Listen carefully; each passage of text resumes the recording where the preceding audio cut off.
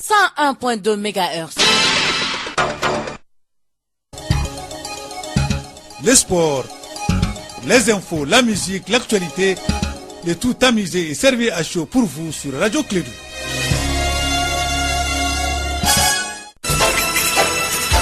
Radio Clédou, le journal avec Sotelma Malité. Mesdames et messieurs, fidèles auditeurs, une condition de Clédou sa matinale sur l'ensemble du réseau et quel que soit le continent sur lequel vous êtes et quelle que soit l'heure où il fait en ce moment, quel que soit le moment, on vous dit bonjour, bienvenue et bonne fête, excellent réveil, avec bonheur et plaisir, on vous retrouve. Fini le mois de Ramadan, allez, on commence encore un nouveau. Il s'agit de quoi? Un nouveau quoi, Baka? On va dire Papa Haïdara, bonjour à toi. Bonjour Abdoulaye Ondane. Bienvenue. Merci beaucoup. Je te souhaite un très bon réveil d'abord. Oui. La bonne fête, même si c'est passé parce qu'en Afrique c'est 3 jours. Très heureux de te retrouver. Qu'Allah te donne encore la force et la voix pour présenter le journal et que tu te portes bien. Et au nom de la rédaction de Clédou Info, on présente nos vœux les meilleurs à nos auditeurs matinales. À tous et à toutes, ils ont notre respect et notre bonjour. Et oui, et j'ajouterais que la collaboration des hommes demeure également un faux social majeur, mais très sensible, et sa préservation nous exige le pardon. Un acte simple mais difficile. Je vous demande pardon également pour mes mots et gestes qui vous ont blessé ou offensé, Abdoulaye Ondane, et à vous également, chers auditeurs. En tout cas, sachez que chaque œuvre humaine est à parfaire. Nous vous présentons nos sincères excuses et tous nos vœux de bonheur, de santé, de paix et une longue vie surtout, pour que vous soyez aussi nombreux chaque année à nous suivre. Et voici la première édition de Clédou Info. À la une ce matin, après 5 ans de captivité à Tombouctou au nord du Mali, l'otage suédois Juan Gustafsson vient d'être libéré. Ce sont les autorités suédoises qui l'annoncent. Son rapt avait été revendiqué par Al-Qaïda au Maghreb islamique. La communauté musulmane, on en sait tantôt, a célébré ce dimanche l'Aïd el-Fitr, un moment de partage et de pardon. Elle couronne ainsi les 29 jours du mois de Ramadan. Les détails dans ce journal. Les 577 députés français effectuent leur entrée ce mardi 27 juin, une journée marquée par l'élection du président de l'Assemblée nationale. Sans surprise, il sera membre du groupe majoritaire et plusieurs candidats sont en lice. La Cour suprême des États-Unis a remis partiellement en vigueur le décret anti-immigration très controversé de Donald Trump, le temps d'un nouvel examen du texte prévu à l'automne.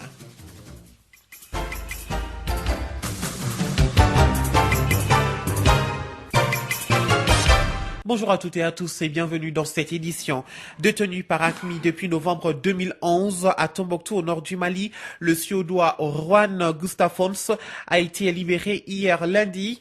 Une annonce faite par le ministère suédois des Affaires étrangères dans un communiqué. Son rapt avait été revendiqué par Al-Qaïda au Maghreb islamique. Kassim Traoré nous en parle. C'est à Tombouctou que le désormais ex-otage suédois avait été enlevé le 25 novembre 2011 par Al-Qaïda au Mali. À l'époque, Juan Gustafsson avait été arrêté sur la terrasse de son hôtel avec un Néerlandais et un Sud-Africain. À Bamako, peu d'informations circulent sur sa libération qui s'est déroulée dans une zone non contrôlée par le gouvernement malien dans la région de Kidal. Le Suédois a passé 57 mois entre les mains de ses ravisseurs qui ont tourné avec lui à l'intérieur comme à l'extérieur du Mali. Et pour sa libération, il a fallu l'intervention des intermédiaires. Sur ces aspects, le gouvernement suédois est moins bavard, tout comme sur la question des paiements des rançons. Tout cela pour ne pas mettre en danger les restes des otages qui sont entre les mains des hommes d'AQMI.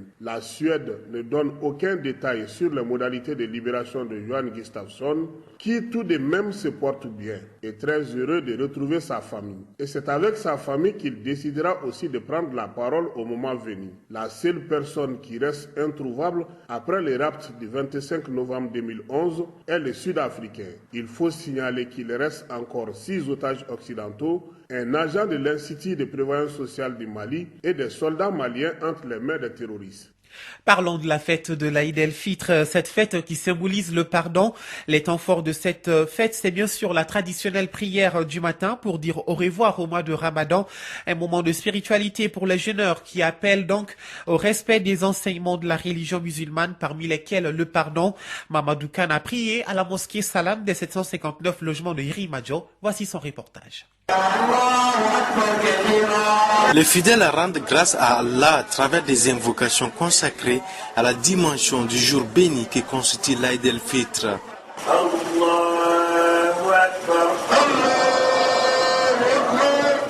8h30, Oud Koné, imam principal de la mosquée Salam, près de 759 logements sociaux de Yirimadio, dirige la prière. Le sermon du jour porte sur le pardon.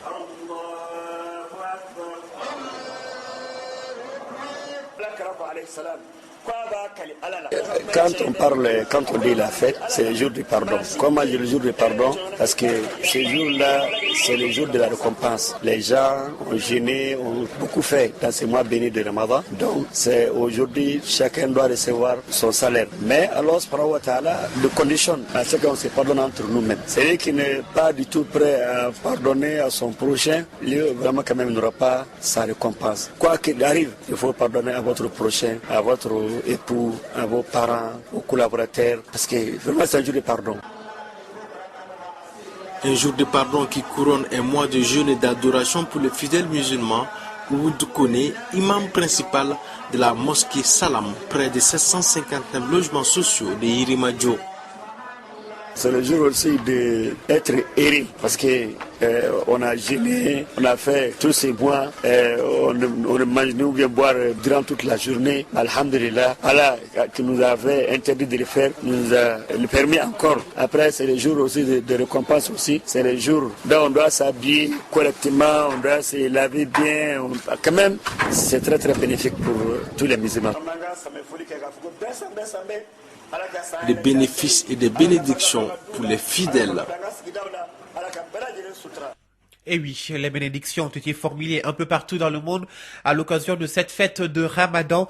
Les différents sermons des imams étaient plus axés sur le pardon pour le retour de la paix au Mali. Voyons à présent comment cette fête s'est déroulée à Tombouctou avec Kassim Traoré. À Tombouctou, c'est dans la ferveur que l'Aïd el-Fitr a été célébré. Exceptionnellement, cette année, la prière a été dirigée par Alpha Ibrahim Ben Essaouti à la place de son père qui est en voyage au Maroc. Témoin des pardons, de paix pour tous les musulmans. Dans la situation actuelle de notre pays et en ce jour saint de la fête de l'Aïd el-Fitr, il prend une importance capitale. C'est donc le lieu de dire à tous de faire la paix, d'oublier tous nos différends et c'est dire que l'islam qui nous unit est le plus fort. La fête de Ramadan marque les 29 ou 30 jours de jeûne chez les musulmans, d'où son importance. Tout effort mérite une récompense. Donc cette journée est la récompense de ceux qui ont jeûné convenablement. Et encore, cette journée veut dire aussi le grand pardon du Seigneur envers ses serviteurs. C'est le jour de la récompense. La récompense après un mois d'adoration, de purification, de repentir, de réconciliation avec Dieu. Allah subhanahu wa ta'ala, il a fait cette journée où les gens vont sortir massivement, aller à la prière et cette prière est assistée par les anges. Et Allah subhanahu wa ta'ala, il sera fier devant les anges en leur disant que vous avez dit si je crée les êtres humains, je les mets sur la terre, ils vont me désobéir. Voilà, ils sont en train de m'adorer. Les différents sermons prononcés par les imams étaient axés sur la cohésion, le pardon. Ils ont surtout imploré Allah pour le retour de la paix au Mali. Ce souhait des imams correspond aux aspirations de certains fidèles musulmans. Ça permet de montrer encore l'une des valeurs de l'islam. C'est-à-dire les cadeaux qu'on fait aux enfants ou aux frères ou aux voisins, c'est pour montrer l'amour, la fraternité islamique. Aujourd'hui, même les non-musulmans doivent bénéficier de cette joie. On doit se pardonner et puis demander au bon Dieu la réconciliation, demander la paix dont vraiment aujourd'hui notre pays a besoin. Kidal à Kaï soit uni et qu'il soit un seul homme, comme demande notre devise. Et que vraiment l'année prochaine nous nous retrouvons en fait dans une quiétude totale et une stabilité parfaite. Le président Ibeka, qui a prié au niveau de la grande mosquée de Bamako, a demandé aux Maliens plus de concorde, d'union et d'entente entre les fils de son pays. Les gestions d'État sont des gestions temporaires. Et si quelqu'un perturbe aujourd'hui, fait en sorte que le pays ne puisse pas avancer, ne se relève pas, mais demain, c'est lui qui sera là, aura des difficultés. C'est pas souhaitable. Et l'ensemble malien sera en difficulté. Ce n'est pas souhaitable. Mais troubler son pays, le mettre en difficulté, l'en donner l'image la plus détestable au monde entier, n'est pas seulement la meilleure façon de prouver son amour du pays, son amour du Mali. Je souhaite que chacun d'entre nous fasse un effort sur soi de compréhension, de hauteur, pour s'élever à la hauteur de l'expression du Mali. Ibeka, qui fait allusion à son projet de révision constitutionnelle, a fait savoir que sans un référendum, l'accord issu du processus d'Alger ne pourra pas être appliqué.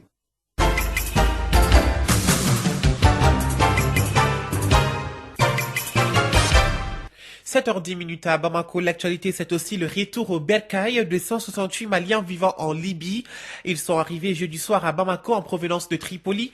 Parmi eux, il y a environ 84 migrants qui étaient en détention en Libye, dont des malades, certains dans un état jugé sérieux et évacués pour des soins à l'hôpital Gabriel Touré. Ils sont pour la plupart à la direction régionale de la protection civile à Sokoniko, en commune 6 du district de Bamako. Écoutons Moussa Aliou Kone, il est le chef du cabinet du ministre des Maliens de l'extérieur et de l'intégration africaine.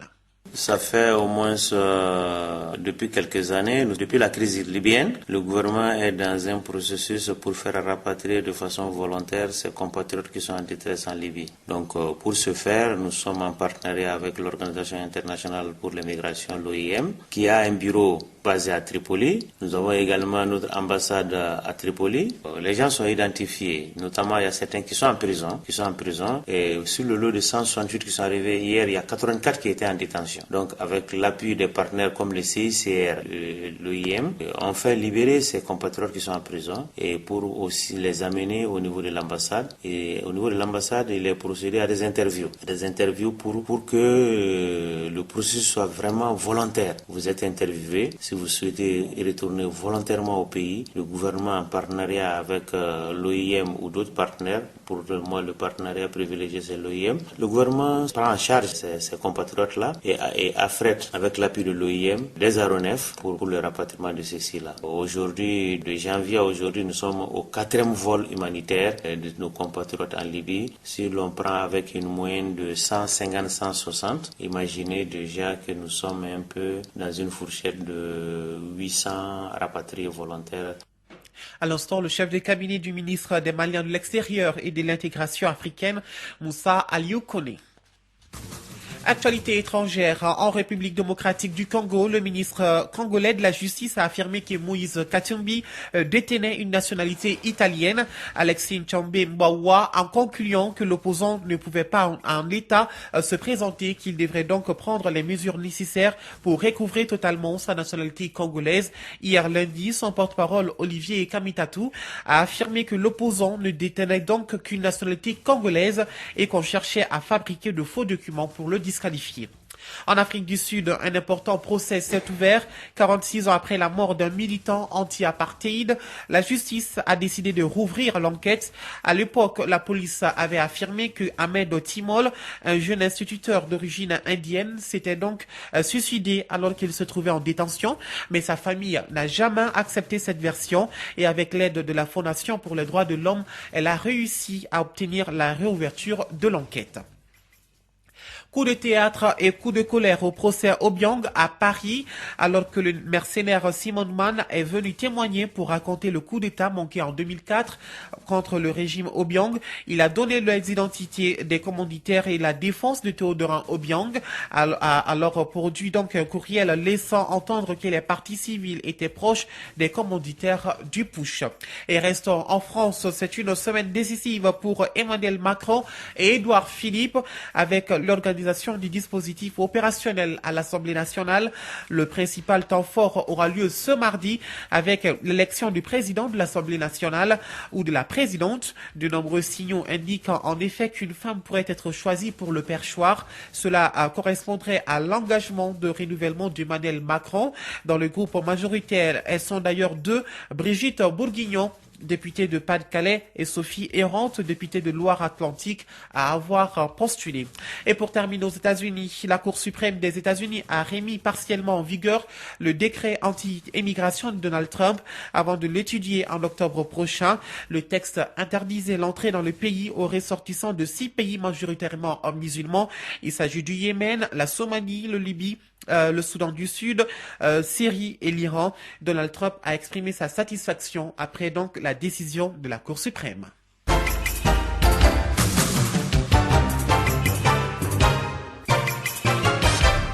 Retour à l'actualité nationale. Une journée internationale contre l'abus, le trafic de drogue a donc été instaurée à la date du 26 juin par l'Assemblée générale des Nations Unies. Cette journée de mobilisation est destinée à sensibiliser la population aux risques encourus lors de la consommation de ces substances. À cet effet, la chronique santé du jour fait un zoom sur les conséquences liées à la consommation du tabac et chez l'homme que la femme, suivant Fanta Diakité. Le tabac est composé de plus de 4000 substances très toxiques qui sont véhiculées par le sang, ce qui fait que les conséquences touchent tout le corps du fumeur. Professeur Sadio Yena, chirurgien thoracique à l'hôpital du Mali. Là où le sang arrive, les conséquences du tabac arrivent là-bas. Et ce qui veut dire que les conséquences du tabac se passent sur tout l'organisme et tous les tissus. La peau, l'œil, la bouche, le cœur, le poumon, les os, le tube digestif, le système nerveux, ainsi de suite. Donc ça atteint tous les systèmes du corps humain. C'est vrai qu'il y a d'autres qui sont plus fréquents que d'autres. C'est pour cela que les maladies de la bouche sont très fréquentes, les maladies des voies respiratoires sont très fréquentes, les maladies du cœur et des vaisseaux sont innombrables, très fréquentes, mais également les maladies de la vessie. Selon les études menées en 2008, plusieurs femmes et jeunes filles s'adonnent de plus en plus à la cigarette, alors que les conséquences sont énormes sur cette couche, au dire du professeur Sadio Yena. Les femmes qui fument avortent plus facilement, ou bien accouchent d'enfants mal formés. Ça, c'est dans la fonctionnalité. Aussi, ça joue sur le système nerveux, central et périphérique. Central, ça trouble la vigilance, notamment des jeunes, et ça entraîne des troubles d'humeur des jeunes, et ça peut entraîner des problèmes d'érection, c'est d'impuissance sexuelle et de libido. Donc ça a des conséquences innombrables. Le tabac est nocif. Il y a beaucoup de cas chirurgicaux au niveau de la bouche, du tube digestif, la vessie, qui sont admis au point G et à l'hôpital du Mali. Au niveau du poumon, il y a les cancers que nous recevons fréquemment.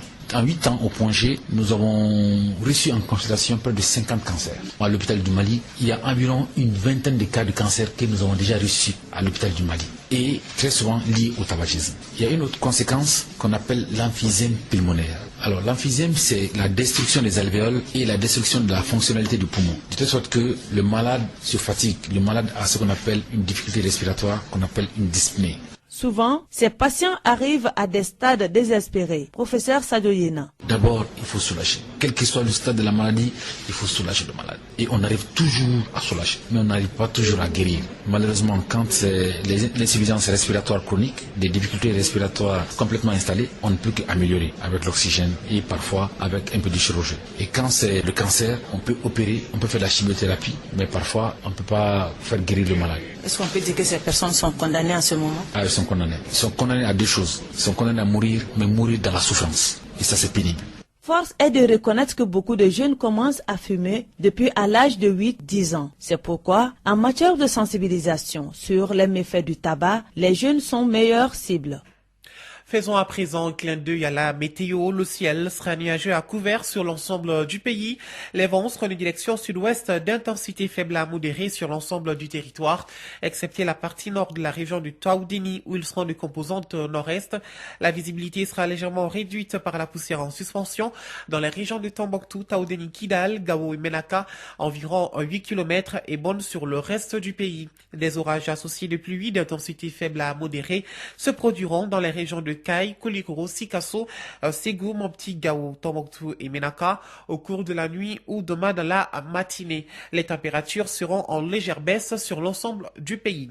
Prévision sur Bamako et environ, le ciel sera peu nuageux à nuageux avec un vent de direction sud-ouest d'intensité faible à modérée. La visibilité sera bonne. Des orages parfois accompagnés de pluie d'intensité faible à modérée se produiront au cours de la nuit dans la matinée.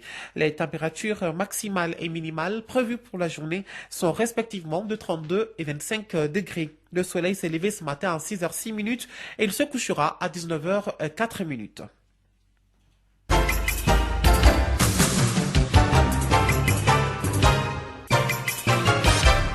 À suivre le journal des sports avec Sekou Kone à partir de 7h50. Ce journal est terminé donc. Merci à vous de l'avoir suivi. C'était une présentation de Moussa Papaïdara. La mise en onde a été assurée par Abdoulaye Andan. Vous pouvez retrouver ce journal sur les www.info-mali.com. La pensée du jour, vous êtes responsable de votre propre bonheur. Si vous attendez que les autres vous rendent heureux, vous serez toujours dessus. À cette heure passée de bientôt 20 minutes, je vous dis au revoir. Radio Kédou, le journal avec Sotelma Malitel.